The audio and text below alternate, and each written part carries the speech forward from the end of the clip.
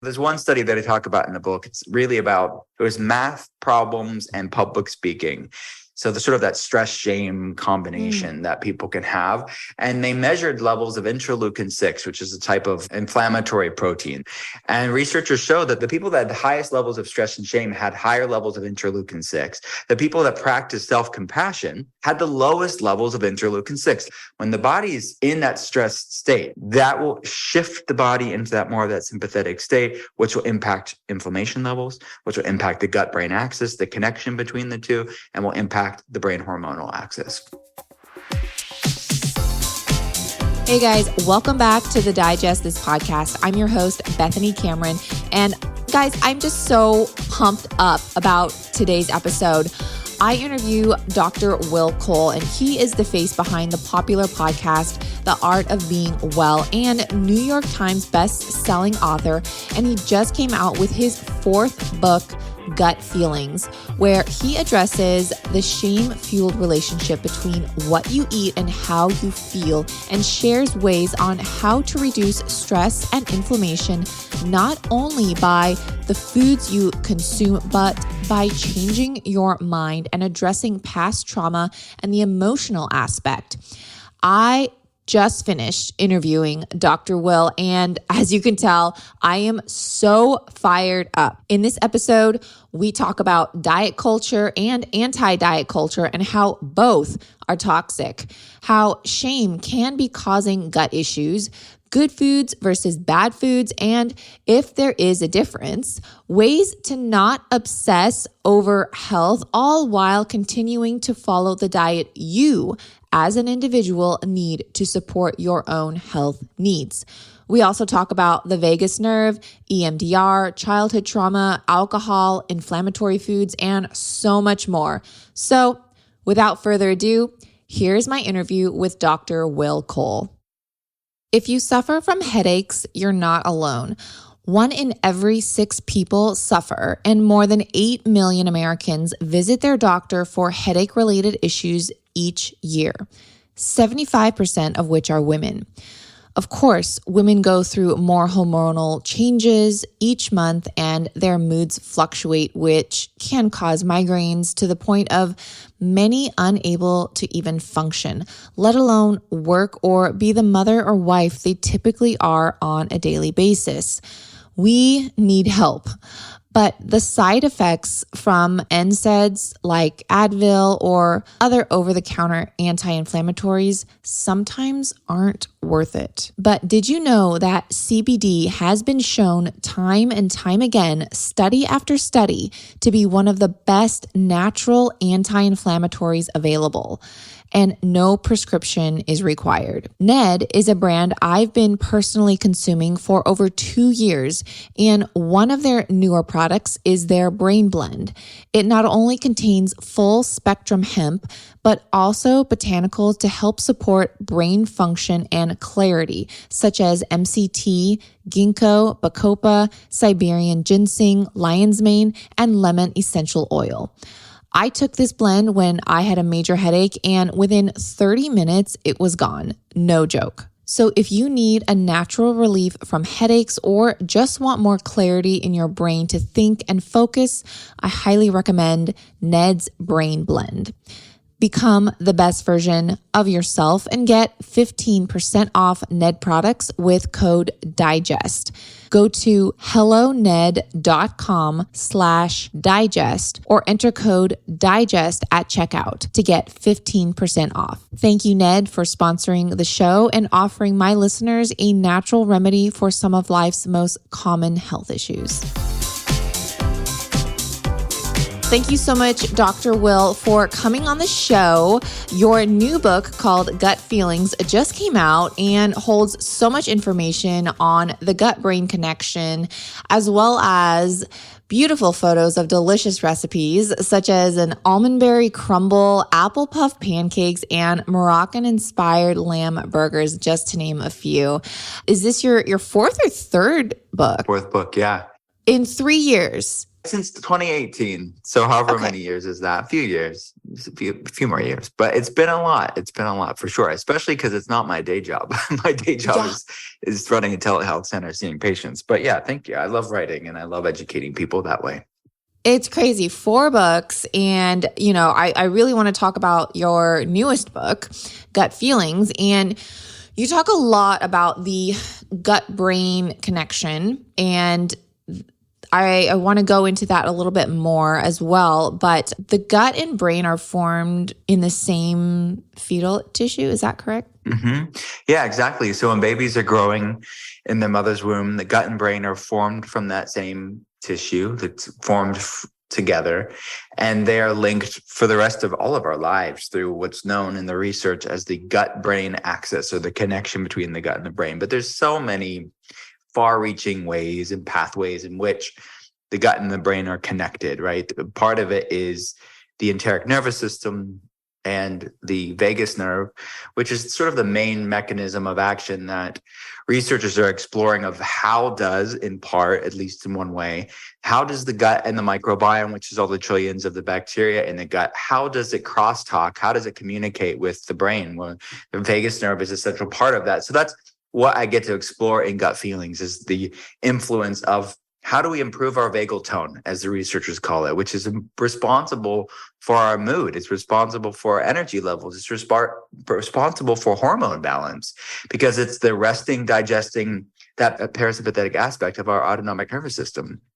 Yeah. Well, let's explore the vagus nerve a little bit more, because I feel like it plays such a huge role in the body, and a lot of people don't even know about it, or if they do, they really don't know much. Mm-hmm. Yeah, you're right. And the autonomic nervous system has 2 different branches, the 3 main branches, but the 2 main ones are the sympathetic and the parasympathetic. So it's the sympathetic is the fight or flight, the stressed state, and the parasympathetic is the resting, digesting, hormone balance state. They both are important.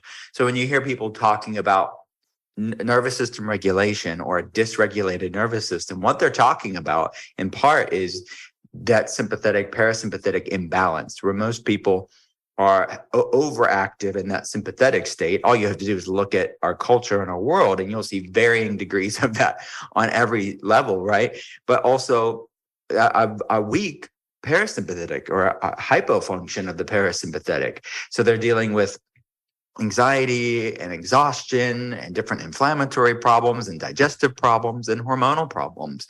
So that's what the vagus nerve is responsible for. So much of, if not all of, the protocol within Gut Feelings is to strengthen the vagal nerve tone to regulate the nervous system, which will in part cause a lot of gut-brain axis improvements, and then therefore brain hormonal communication improvements too.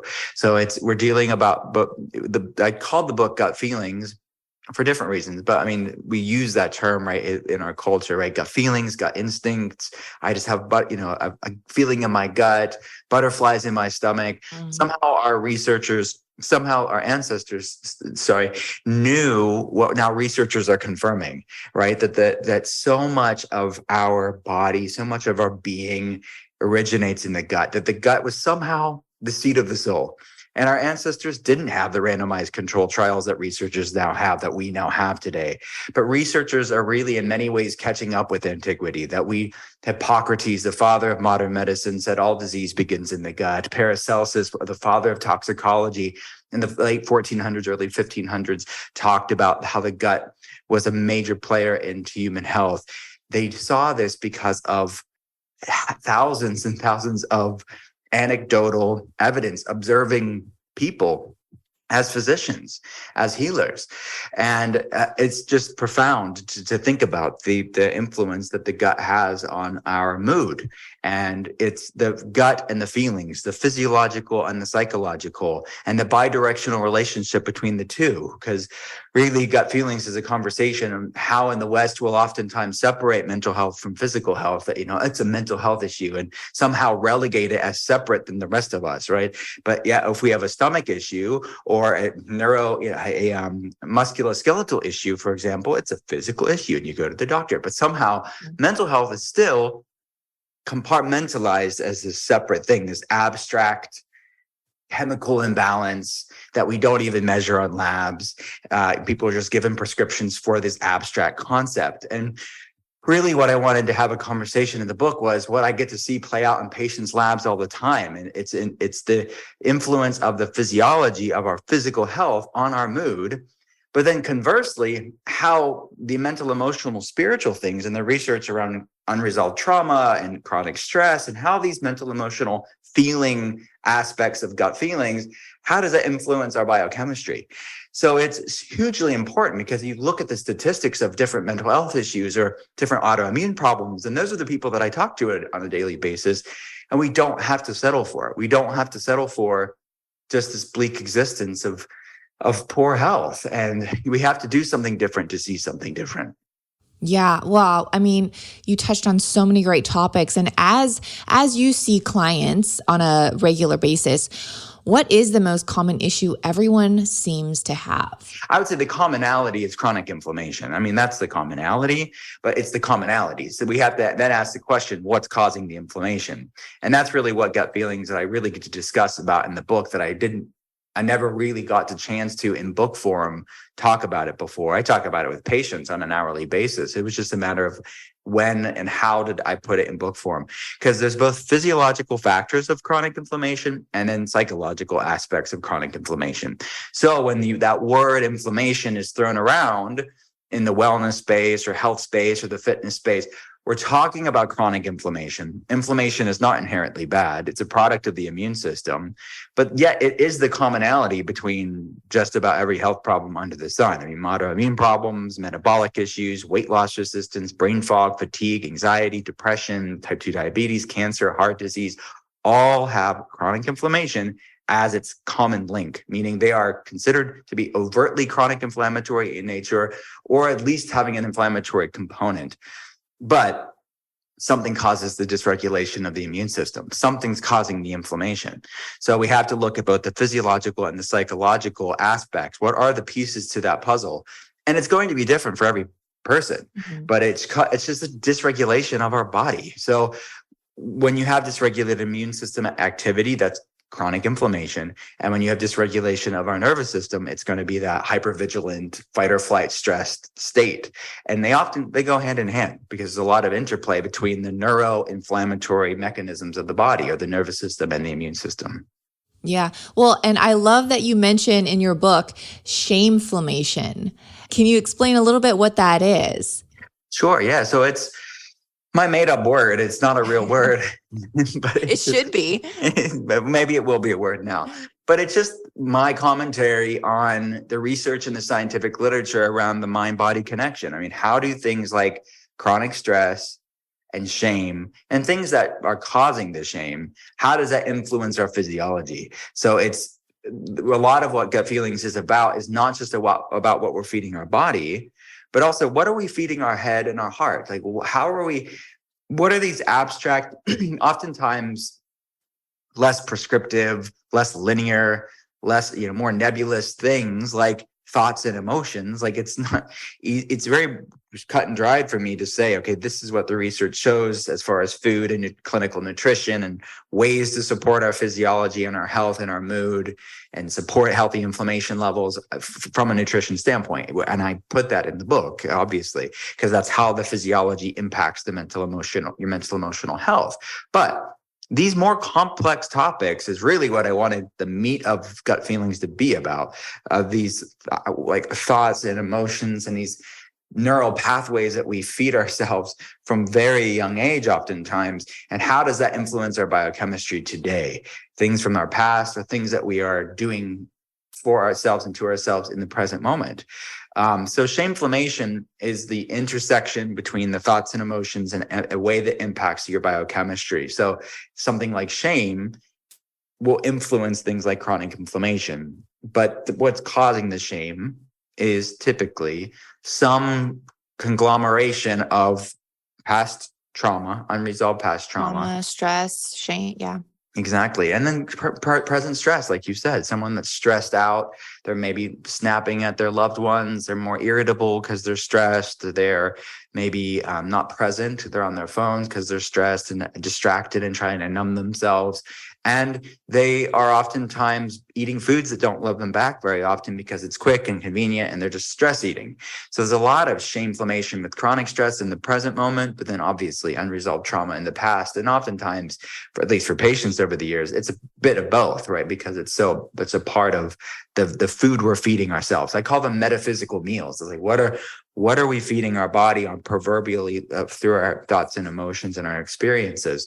So it's about unpacking that. It's about shifting our focus and shifting our intention towards serving our body with thoughts and emotions that love us back, which is certainly a journey to retrain the brain. I mean, everyone has struggled and can relate to shame in some way or another. And so are you saying that shame actually affects our digestion and gut health? Yeah.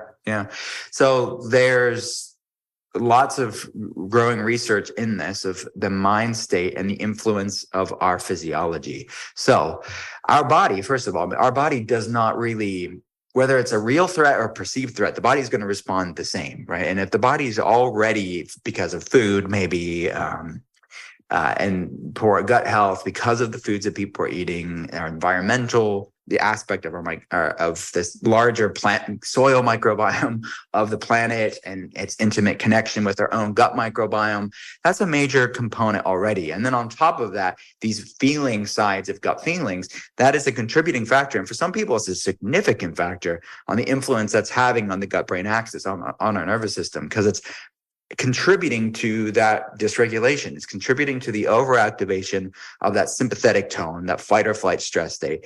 And it's contributing to the weakness of the poor vagal tone of that resting, digesting hormonal balance state. So there's one study that I talk about in the book. It's really about stress and shame. It had to do with public speaking, which that could be a lot of shame, a source of shame for some people. It's just one specific example in a study. It was math problems and public speaking. So the sort of that stress shame combination that people can have.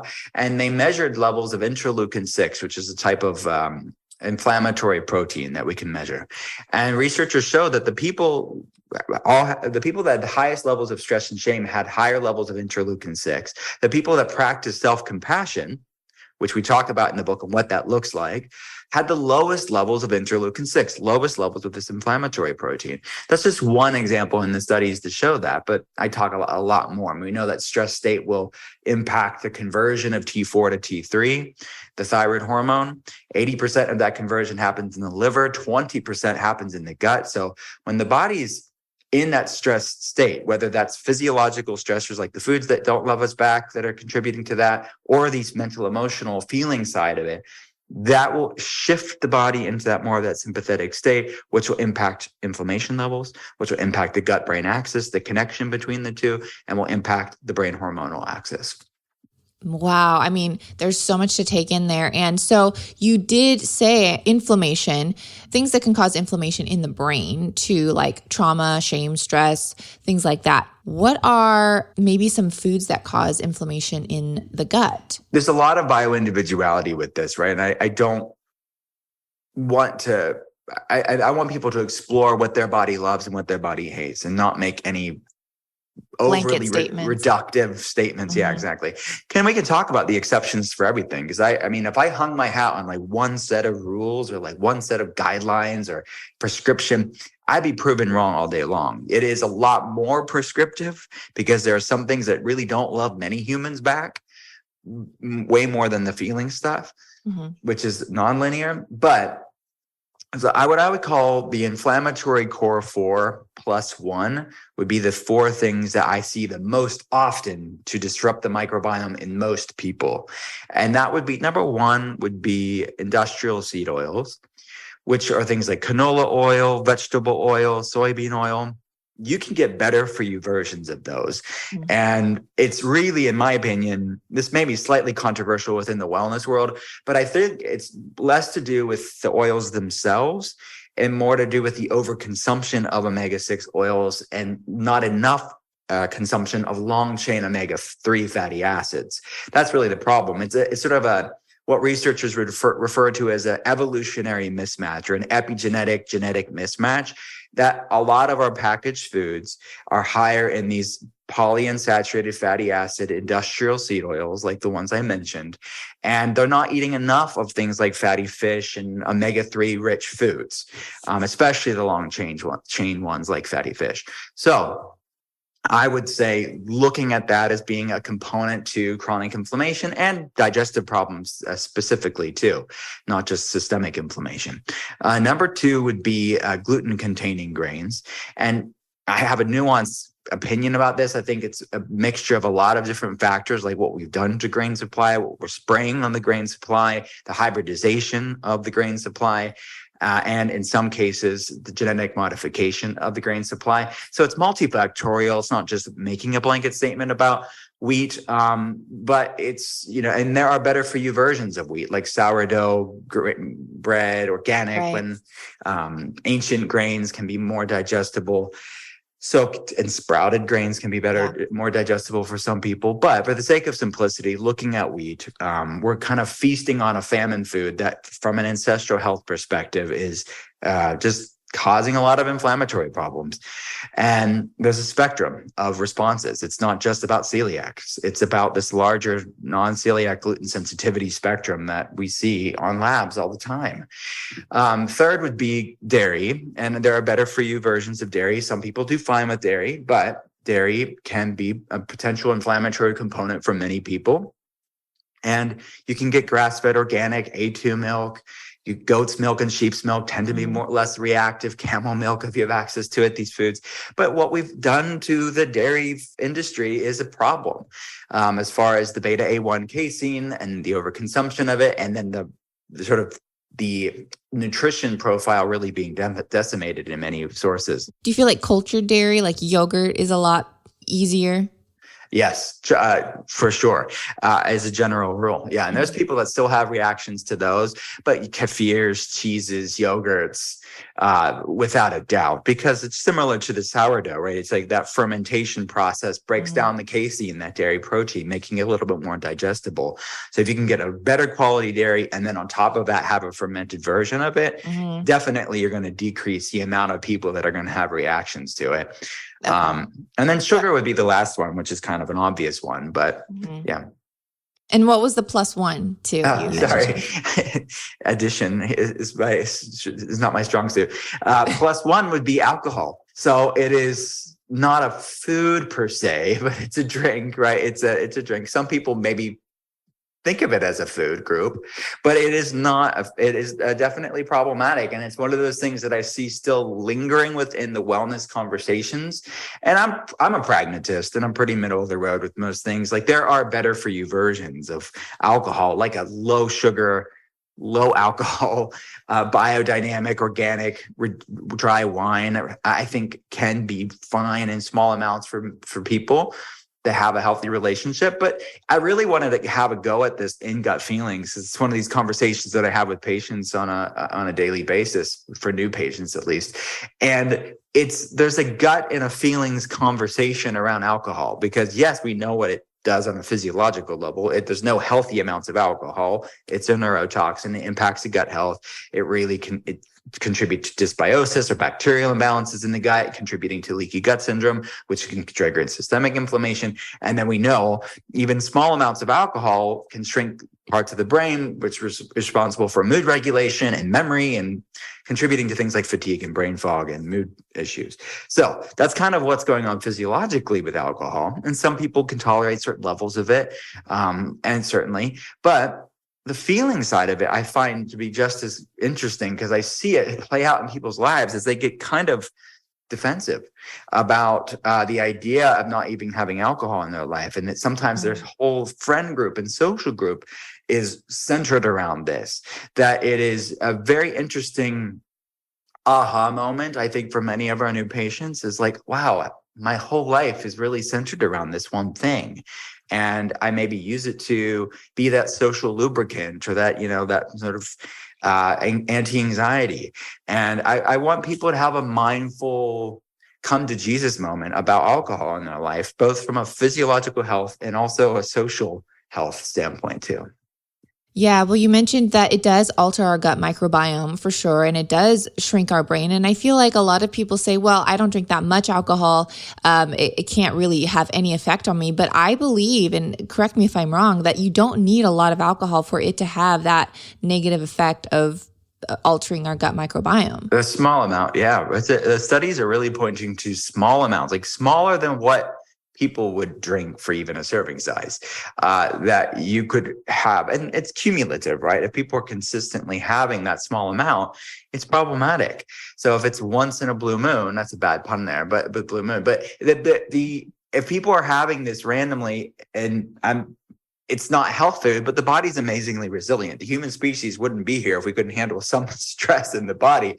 It's the consistent use of it, even like a weekly use of it in small amounts, I see problematic for many people. Because I'll tell you what, when people that have cleaned up their diet, they're doing all the sort of gut and feelings things, but keeping in like the random weekend alcohol, and then they stop that. I really see people that are stuck at plateaus move past it. So don't underestimate even the small stuff, because sometimes it's the small stuff is a powerful piece of the puzzle for your health journey. Yeah. Oh, and then you mentioned too the whole social aspect, and then going back to shame, they feel shameful maybe if they didn't partake. And then you go back into that cycle of, okay, I'm feeling shameful. And then that's affecting your gut because of the whole shame aspect that, you just previously talked about.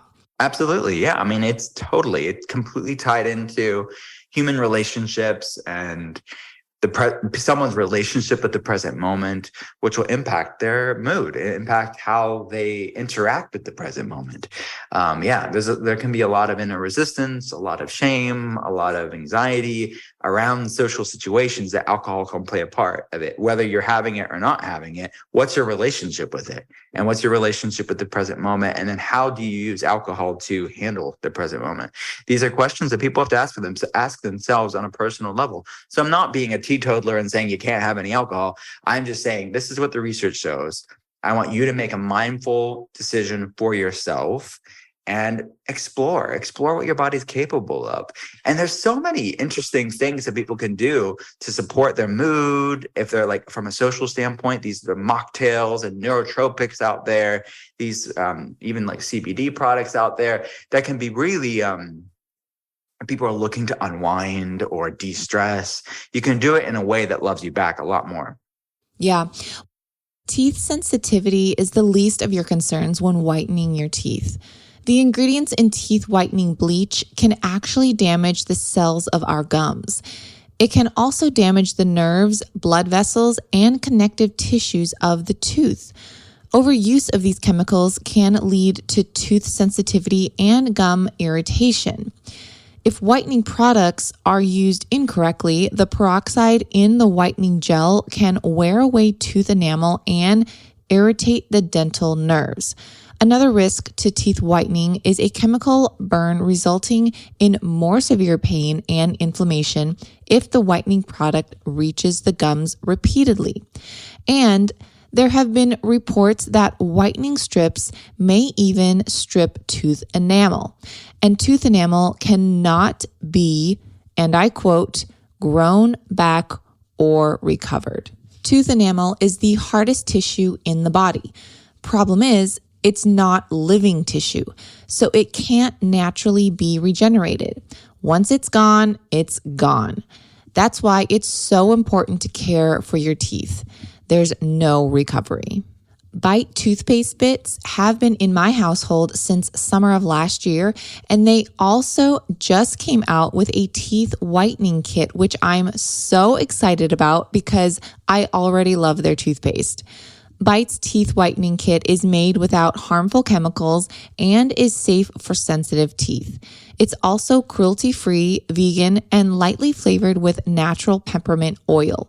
Plus, it comes in a glass jar with a compostable applicator, so there's no alcohol, no propylene glycol, and no parabens or synthetic dyes or flavors. If you want to try this teeth whitening kit or any of Bite's natural toothpaste bits, Bite is offering my listeners 20% off your first order. Just go to trybite.com gluten.com/digest or use code DIGEST at checkout to claim this deal.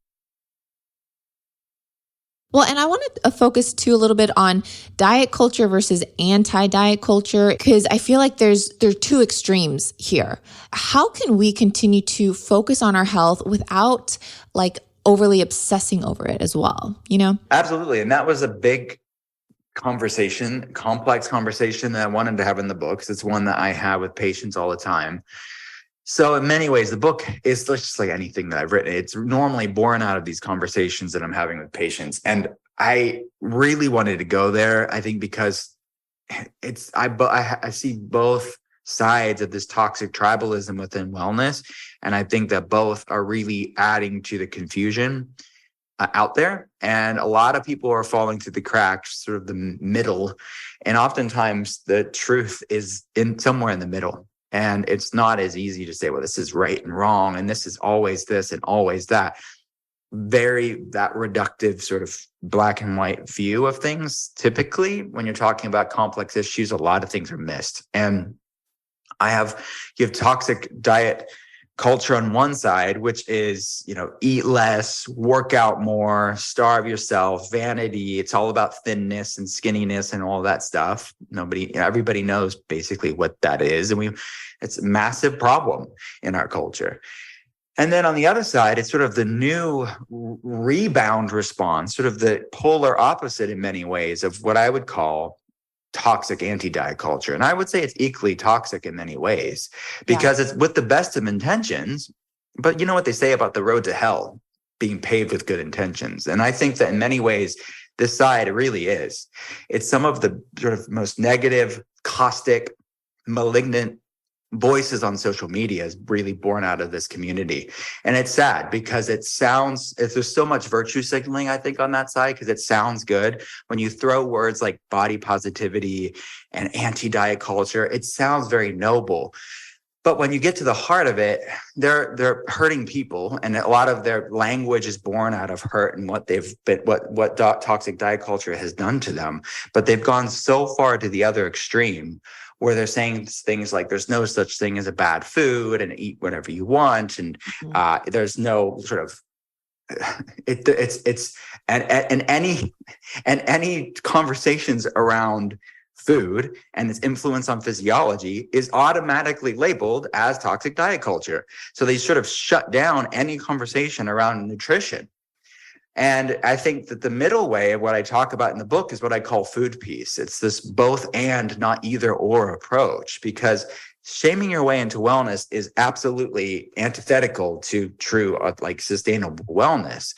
As I say in the book, you can't heal a body you hate. You cannot obsess your way into wellness. That is true. But what's also true is the fact that some foods are going to mess up your mood. Some foods are going to impact and contribute to inflammation. Some foods are going to impact energy levels. And avoiding those foods is not restrictive. It's self-respect. Avoiding those foods is not diet culture. It's awareness and healthy boundaries with things that don't love you back. So that's the kind of my functional medicine perspective on that. And I think it's important because you look at what's killing the world. We have a massive metabolic issue. The majority of the human race has some massive type 2 diabetes, insulin resistance, and that doubles your risk of heart attack and stroke. It takes 4 to 10 years off of our life. It doubles your risk of many types of cancer. And many other health issues beyond metabolic issues are largely lifestyle driven. So to say to people, there's no such thing as foods that don't love you back is killing people ultimately. Yeah. And I think we need to have a real hard conversation about it, because people are hyperventilating about when I talk about foods that don't love you back. But the reality is it's just basic awareness. I look at labs for a living. You will see people's physiology dramatically improve when you eat the foods that I'm talking about in the book, foods that love human beings back. But it doesn't, here's the nuanced perspective on this too. It's that if someone, I say in the book, you can eat whatever you want, but I want you to use your meals as a medicine and a meditation. And eating a food that doesn't love you back, it doesn't make you a bad person. And I think that's the misnomer too. It's just saying that person's not having healthy boundaries, and they're going to be dimming their light. And if you care about somebody, we should be able to say, look, that's ultimately hurting you. You can make the decision for yourself, and there's varying degrees about this, but ultimately that's what's at stake for many people, especially cumulatively over years of their life. Yeah. Well, and I love it too. I mean, because you talk about, body positivity, and everyone's like body positivity and, have self-respect, but you are right. Choosing healthy food is actually a form of self-respect. And, I see this all the time on social media where, if you're avoiding seed oils and sugar and processed foods, and I mean, we can't deny that glyphosate is sprayed on so many things, and that's causing havoc to our health. And then you're actually shamed for choosing healthier foods when, for a lot of people, a lot of my listeners especially too, they have gut issues. And so if someone is avoiding a certain food because it makes them feel better, and they feel better and they eat it, or they don't eat it because they don't want to be in pain, and then they're shamed for not partaking, that's a huge issue. Yeah. Oh, it's absolutely true. And my community are the people that have autoimmune issues. They're people that have digestive problems, metabolic issues.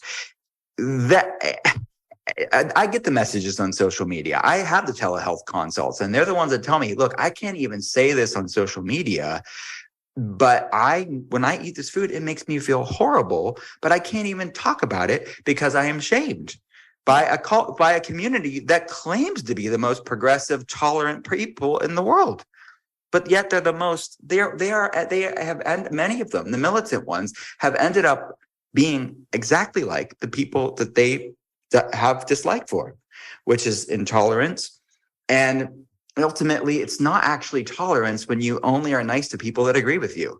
And I find that this is really problematic to this sort of keyboard warrior culture on social media, especially for people that are hurting. If you're shaming people many times, people that have autoimmune problems, people that have digestive problems, and they're already going through so much stuff. And then this quote unquote tolerant community of body positivity are shaming people that have reactions to foods. So it is, it's very upsetting for me, because when I'm talking to people with autoimmunity all day, it is very upsetting because they are already disillusioned. And then on top of that, this community of toxic anti-diet culture is contributing to the confusion.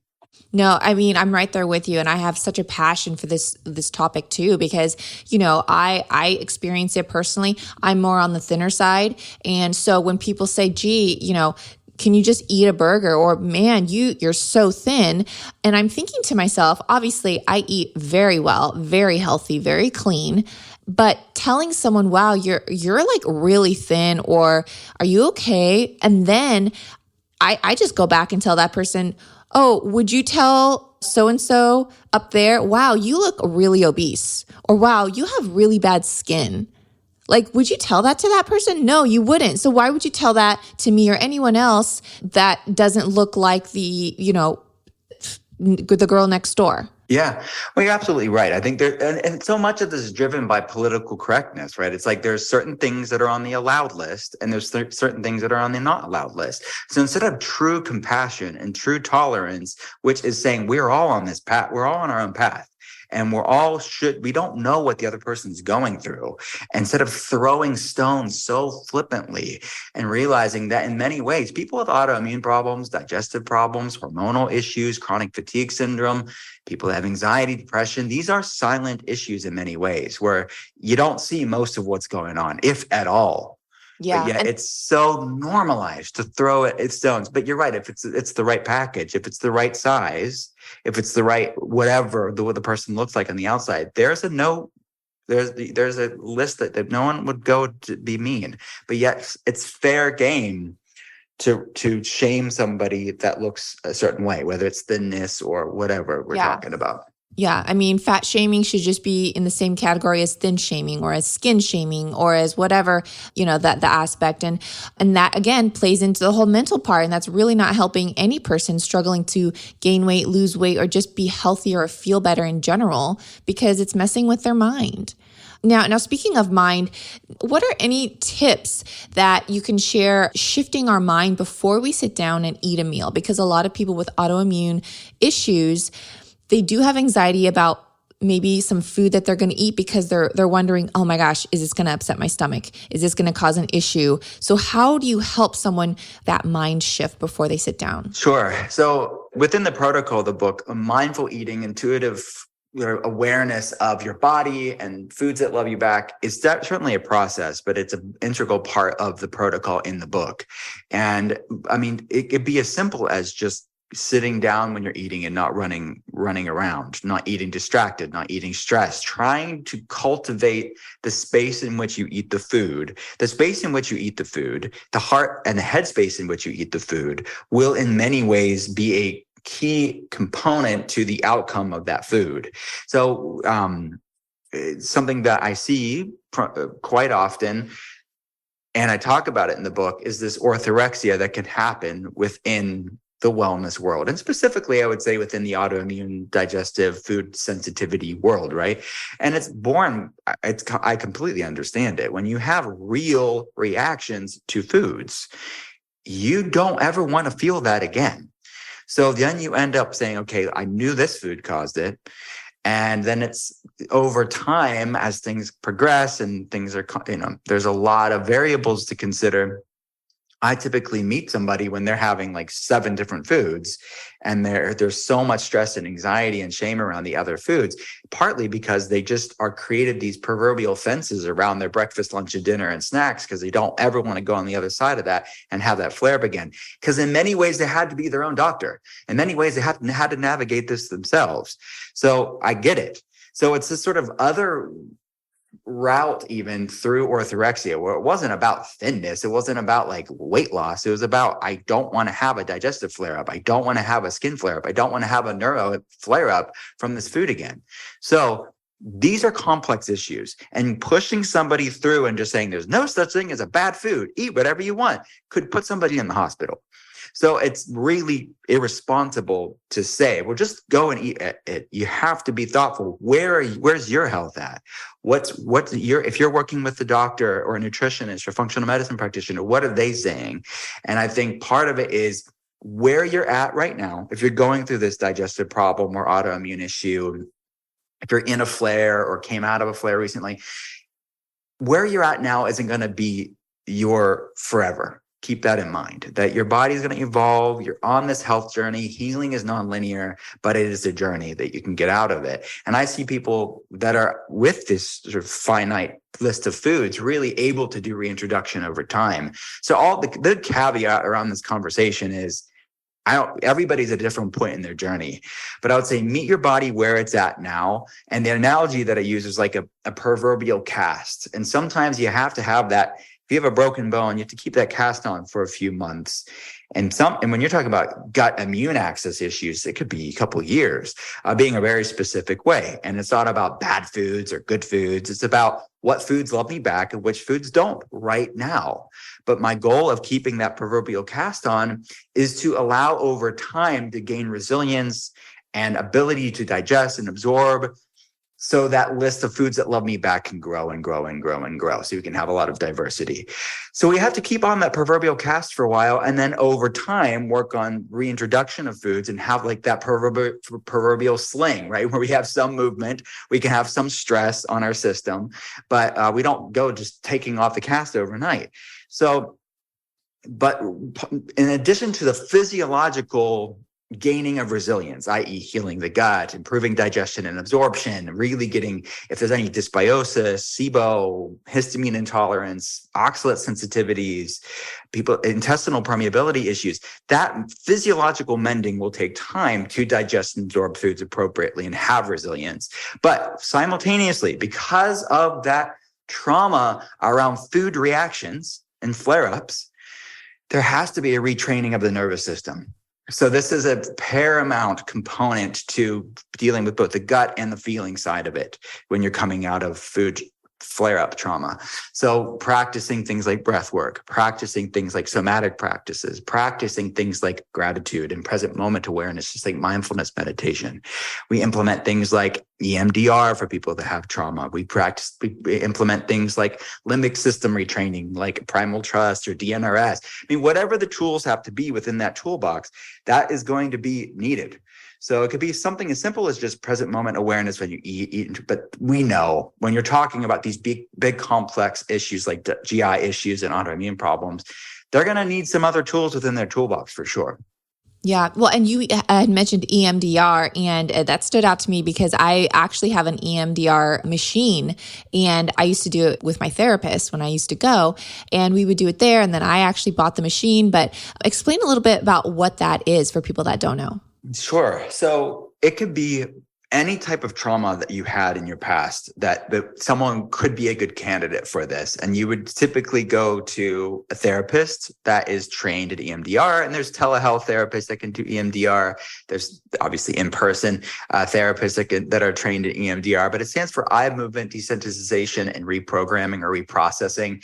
And it involves replaying past traumatic thoughts in your brain with the therapist and moving your eye in certain sequences. And the theory is to almost metabolize and cathartically clear stored traumas in the body. It's a sort of a nervous system reprogramming in many ways, where that hypervigilance, that sympathetic fight or flight stress state can start to modulate, calm down, and that parasympathetic, that vagus nerve tone can increase. So it's been used since I think the 80s. It's not new, but I think that it's grown in popularity because I think the research around trauma and its influence on our physiology has grown in awareness as far as like the mainstream zeitgeist and pop culture awareness of these things. So tools like EMDR are a promising tool within the toolbox when you're talking about the somatic, like the physical storing of trauma in our body and how that's influencing our gut-brain axis. Because I see people, we're dealing with the physiological stuff of getting the gut healthier, improving resilience in the gastrointestinal system. But the feeling stuff is, for some people, a significant piece of the puzzle.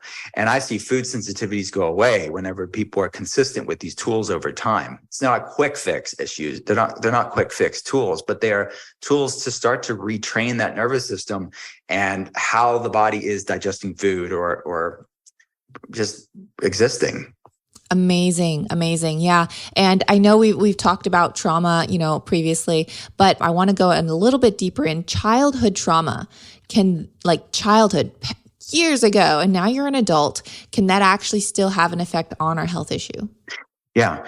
So I talked about several studies in the book of how children, people that have had big T trauma, like childhood trauma in their life, are more likely to have autoimmune problems, metabolic issues like type 2 diabetes issues, weight loss resistance, and things like chronic fatigue syndrome, and I said autoimmune issues, and of course, hypervigilant nervous systems like anxiety disorders, depression issues, like things like that. So that's what researchers are really exploring of these adverse childhood experiences.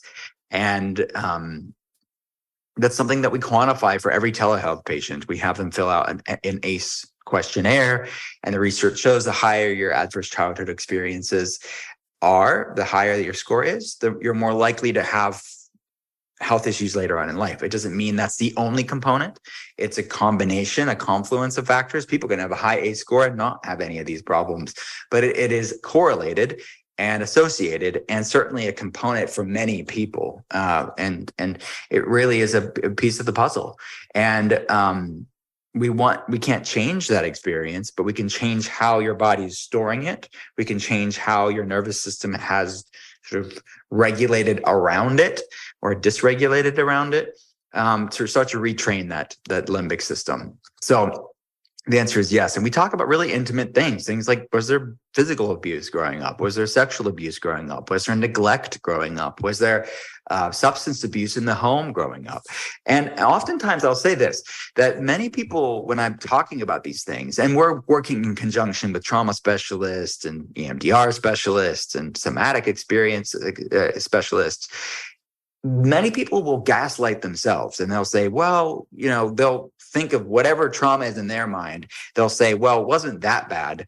But yet their ACE score is moderately high. And it doesn't matter. It does us no good to compare ourselves to other people's experiences. It's what your own bio-individual experience is. And it's not just that factor of trauma too. It's just a piece of the puzzle, right? So I think for people to realize that sometimes it's not, you didn't go through a genocide or you didn't go through a Holocaust, but you went through something really heavy for your body. And it's a contributing factor to why you feel the way that you do. And you don't have to, I would just say, explore the possibility that this is playing a role in how your body is modulating itself today. Yeah. And you point out something very interesting too, and I completely agree, is that two people can go through the same thing and have completely different reactions and responses. And it could be traumatic for one person and it wasn't really traumatic for the other person. And that's okay. Yeah. I mean, it's that nature-nurture combination that's going to be different for everybody. You're absolutely right. I see siblings that are like they have completely different memories of things. They receive their soul, their spirit, their personality receive things differently than their sibling. And it's just your journey. And in this realm, it's even with the food stuff. It's comparing yourself to other people. It really can be problematic because then you think like that's your litmus test, like that's your code. No, your code is not somebody else's code. It's your code. And you need to find out the pieces to your puzzle. Yeah, for sure. And I mean, I also want to talk about too that, when you are happy and in a more relaxed state, as mentioned previously, you can digest food so much easier, which also plays into the whole being around friends and the social aspect of it. And being social and being around friends can truly completely change your gut and the way you digest food. So, for example, I mean, there's many experiences where, I could go out to eat, I'm having a great time. I probably don't even know everything that's in the food, but I'm in a more relaxed state. I'm having fun and I digest it fine. And then other times I'll have that same food, or I'll even have like a quote cleaner version of the food. And then I still get a digestive upset because for whatever reason I was stressed in that moment. So being around friends, being happy can truly just alter the way you digest the food. Absolutely. I mean, it really goes back to that central point that the space in which you eat the food, meaning physically the space in which you eat the food, like where are you at, who are you with, but also what's your relationship with that food. Those are really key ingredients because what is it? I mean, those are supporters. Those are situational supporters of the parasympathetic nervous system. And if somebody's stressed and isolated and obsessing around the food, it's going to completely produce a different outcome than if somebody's eating in community, having fun, relaxed. And I see this sometimes, people that go on vacation, right? And they'll go to different parts of the world and they could never eat. They quote unquote get away with foods that definitely don't love them back here, but they can get away with it there. And part of that's probably the things that we spray on our foods and the soil, all that stuff. So it's probably multifactorial, but I still go back to, wow, they are less stressed when they're on vacation typically too. So how much of it is, yes, the physiological of the food quality and the things that we allow in the States that other countries don't, but also your head and your heart space. And that's that determining the digestion and absorption and assimilation of foods as well. Yeah. And it's just something I really love about your book, Gut Feelings, as you really address the whole aspect, the whole body, and a lot in the mind. And I feel like what most practitioners are doing the Western medicine way is if someone's depressed or they have anxiety, they give them a pill.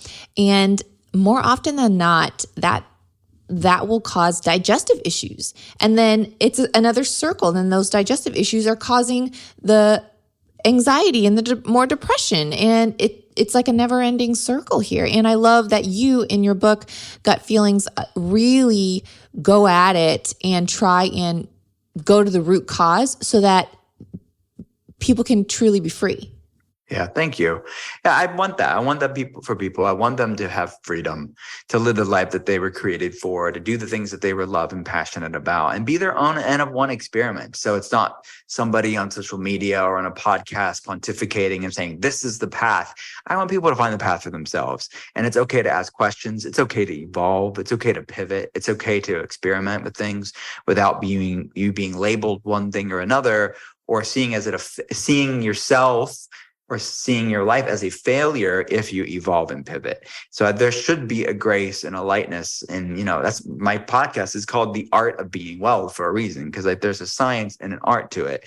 And we can use the best of science to our availability. But ultimately, there's a lot of nuance and context and bioindividuality when you're talking about somebody's life. And there's a lot of just anecdotal, like intuitive wisdom that people can have and tap into themselves and have the best of both worlds.